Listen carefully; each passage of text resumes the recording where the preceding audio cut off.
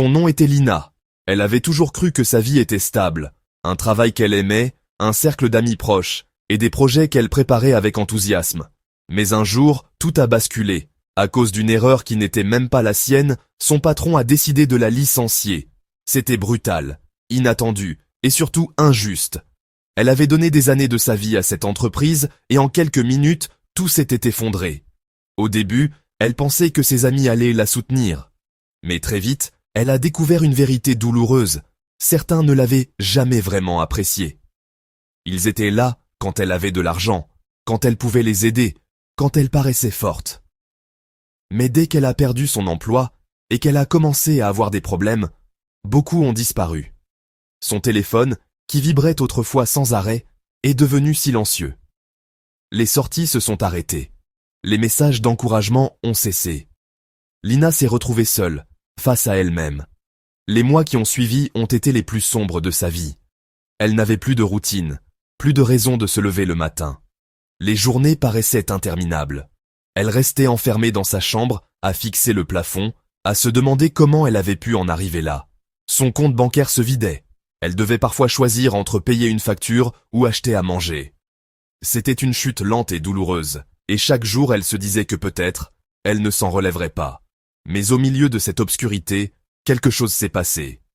Un soir, en rangeant ses affaires, elle est tombée sur un vieux carnet qu'elle n'avait pas touché depuis des années.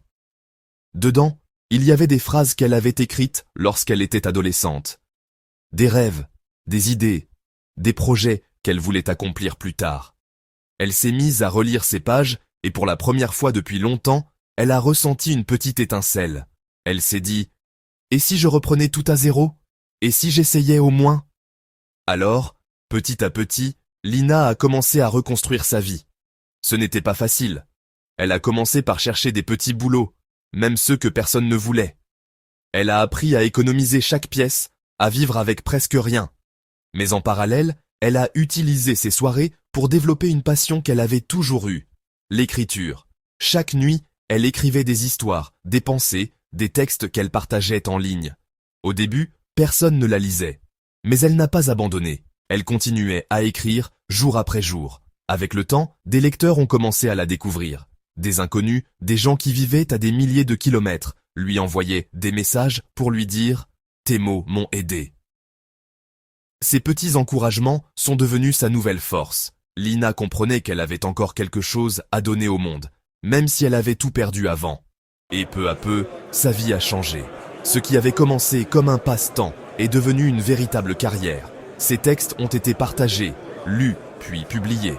On a commencé à l'inviter à des événements, à la reconnaître pour son talent. Elle avait trouvé une nouvelle voie, une nouvelle raison de vivre. Ce qui est incroyable, c'est que les mêmes amis qui l'avaient abandonnée ont voulu revenir lorsqu'ils ont vu qu'elle réussissait. Mais Lina avait changé. Elle avait compris que la vraie force ne vient pas de ceux qui t'applaudissent quand tu es au sommet, mais de ta capacité à continuer quand tout s'écroule. Aujourd'hui, Lina est une femme respectée et admirée. Mais ce que peu de gens savent, c'est tout ce qu'elle a traversé. Elle sait que sans ces moments de douleur, elle n'aurait jamais trouvé sa vraie route. Son histoire nous rappelle une chose essentielle. Parfois, il faut tout perdre pour enfin découvrir qui on est vraiment.